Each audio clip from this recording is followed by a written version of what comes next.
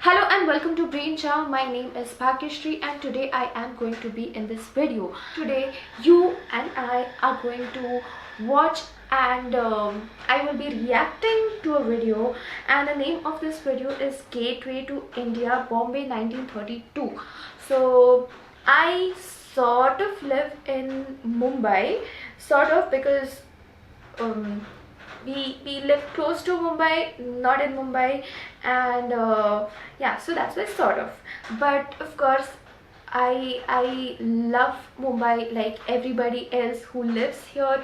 We have everything here, so I thought that since we are going to start this reaction thing on this channel, it would be best to start with Bombay. So this is going to be about sort of a history video, history of this city, and I am really excited because we have, like, I have seen a lot of historic places of Mumbai, but just because we see it on such a regular basis, we do not go and dig the history of these places. We know, like, we all know basic things, but we don't dig it well enough to know the interesting facts. So I think this video would be great in that sense, and I am really excited to watch it. This video is from Travel Film Archive and the original link is in the top of the description. You should definitely check it out. And now, without wasting any time, let's begin.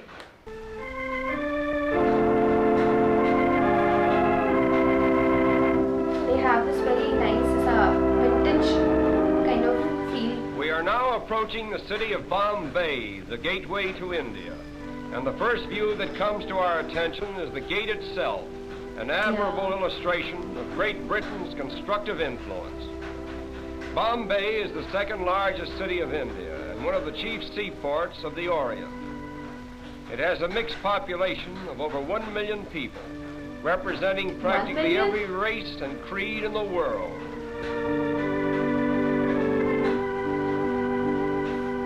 Well, back then it was 1 million, now it has gone way ahead of that.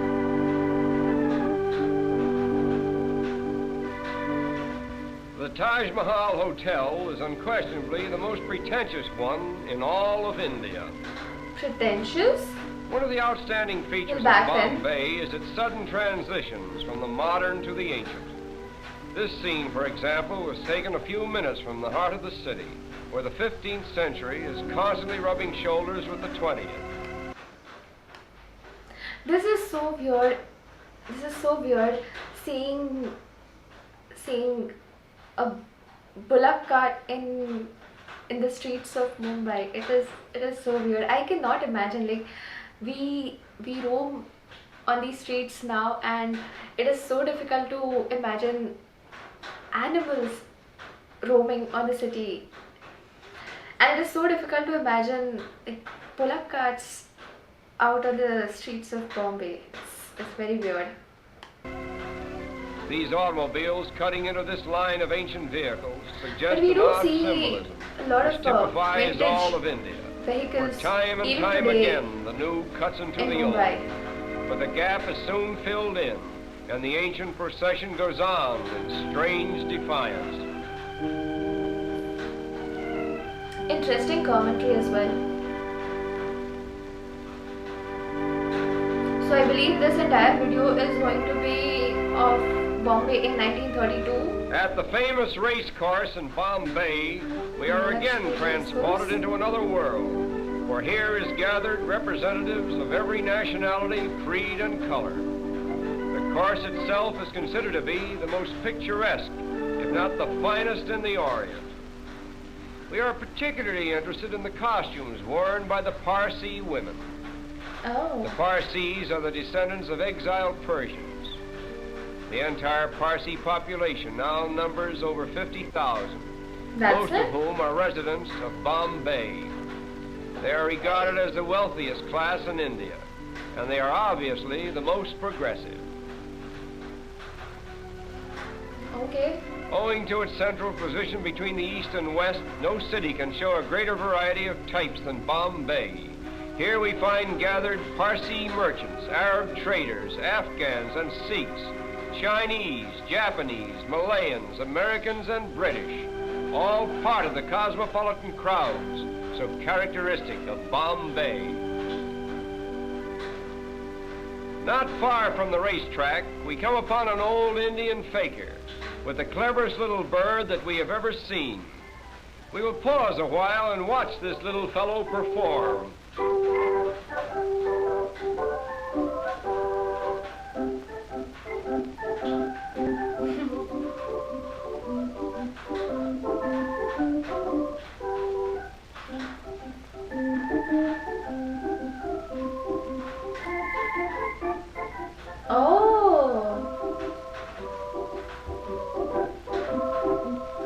This was the entertainment of people back then. All this work is just to get a little seed that is lodged in a tiny bucket.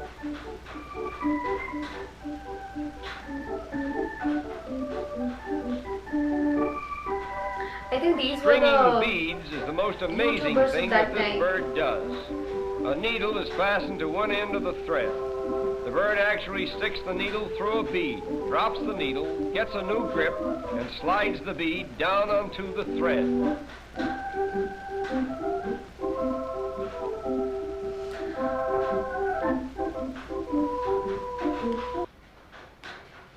I am sure when these people were training the bird to do all these things, people would have made fun of them. People would have, I'm sure, pulled them back, because nobody is going to encourage something like this. And that's why I said ki this seems like YouTubers of that time, because I think when I started making videos on YouTube, even then it was not that common thing, at least here in India it wasn't. When I used to tell people ki I am thinking of having YouTube as my full-time career, everybody used to have a question mark. They used to be like, nah, what? Seriously? Is this even a real job? Or they would be asking, when are you going to start your real job? When are you going to start? What about your career and whatnot? So I felt, while I was watching this, I felt ki these people might have faced a similar situation back then, when this person was trying to just teach this bird to do all these things. So yeah. But there is much more to see, and our time is limited. So we will leave this little bird with his beads and continue on to a picturesque fishing village just a short distance from Bombay. I am loving the way he's saying Bombay. This quaint little habitation seems to have no connection with the mainland, and life in general appears to be carried on quite apart from the outside world. Is he saying Bombay? All the people who live here are engaged in the fish industry, and as strange as it may seem, many of them are strict vegetarians, and therefore will not eat fish of any kind. Sad.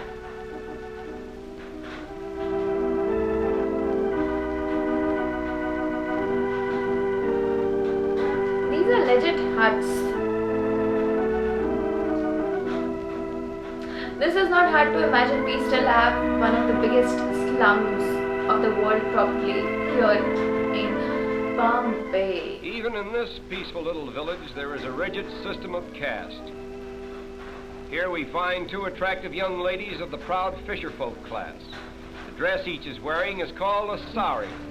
It is a one-piece garment which unwinds to about 8 yards in length. Look closely at these young ladies and you will see a round dot in the center of their foreheads. This dot, which is usually made of red paint, signifies that the wearer is married or eligible for marriage. The flower pot before which they are standing contains the sacred Tulsi plant, an emblem of virtue, which is worshipped exclusively by Indian girls. The story goes that a certain virtuous maiden named Tulsi was changed into a plant just as she was about to be assaulted by a demon. Thus, the Tulsi plant became a shrine of chastity for virtuous Indian girls. The chief occupation for the women of this village is in drying and preparing the fish which is caught by the men. The method for treating the fish is to first soak them in salt and then lay them out on the sun-baked ground. When they are thoroughly dried, they are tied in small bundles and sent to market. I like. These women are treating a smaller species of I shrimp, like, which is swept about in this dried manner fishes. until it is sufficiently salted and dried. It is then used in preparing the famous Indian curry. No picture of India could possibly be complete without a view of its royal elephants on parade. That was what India was known for in 1932. Elephants. We rarely see any now, except for zoos, of course. Here we are reminded of the wealth of India and the splendor of the days that used to be. This is just a rare and special occasion, staged by one of the wealthy Maharajas at a grand social event. The headpieces worn by these elephants are made of solid gold and are studded with magnificent jewels. Those elephants are Now richer our than I journey am. is coming to an end. We will take one last look at Bombay before we draw our visit to a close.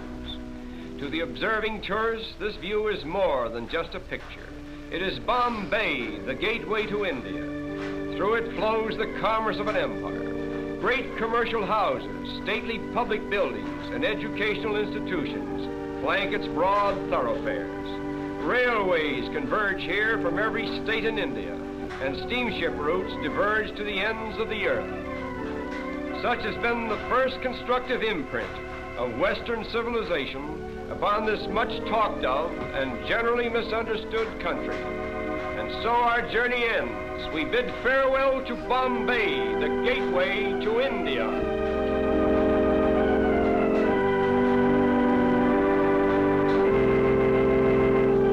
That was very exciting to see India, to see Mumbai from a foreigner's perspective, and that too about how Mumbai was in 1932. But after seeing this, I can only say that Mumbai has always been ahead of its time in context to the Indian cities. Even then, Mumbai had so much diversity. So I feel that we as in Mumbai as a city have only gone forward, and we were always ahead of our time. I am sure I might be offending people of some other cities, but I am sure when I'll watch video of the other cities, I'm going to say nice things about them as well. But this is sort of my city. I have been living so close to it since my birth, and I don't see any plans to go away from it even now. So certainly I'm going to be slightly biased, and I am. So it was very fun to watch, and I loved the accent. I loved the way he was talking. It was so refreshing. It was so different. So I guess that's it. I have been talking during the video as well. So whenever and wherever I wanted to add my comments, I was putting then and there. So there is not much to say now, but again I would like to remind the original link is in the top of the description. Do check it out, and if you enjoyed my video, then make sure to subscribe to my channel as well. I generally make different kind of videos, like my videos are mostly comparison videos where we compare two places, two cities, two countries, two systems. Any two things we'll take, and we usually compare them on basis of certain 5 to 10 points. And again, I would like to remind you guys, the motive behind these comparisons is not to find out who's the better one. It is just to find out the facts. It is just to find out the statistics about these places, these countries, these systems, whatever it is. We are just trying to know more about them in slightly different format, which is a comparison format, because even during school we used to learn things in different ways to remember them. So the reason I chose this format was to make it slightly different, slightly interesting, and easier to remember. So don't take it as my opinion that a certain something is better than the other thing. No, we are not trying to prove that here. It is just to state the facts. But usually we make those videos Although I have decided to start reaction videos as well along with those videos on this channel. I'm going to try and react to some niche content which usually I go and watch myself.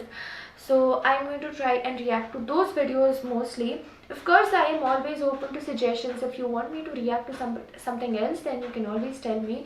But when I will go and pick it myself, it is going to be something like this. It is going to be something related to history or maybe geography. There is this one really amazing channel which I love watching. It is called Geography Now. I am thinking of reacting to one of the videos of that channel because they have really nice informative stuff out there.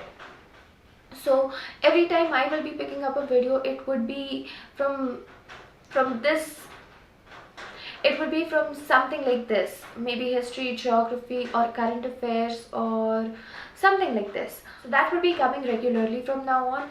And if you guys want me to do something else, then you can put it in the comments below, and I am always going to consider what you want and try to give you that.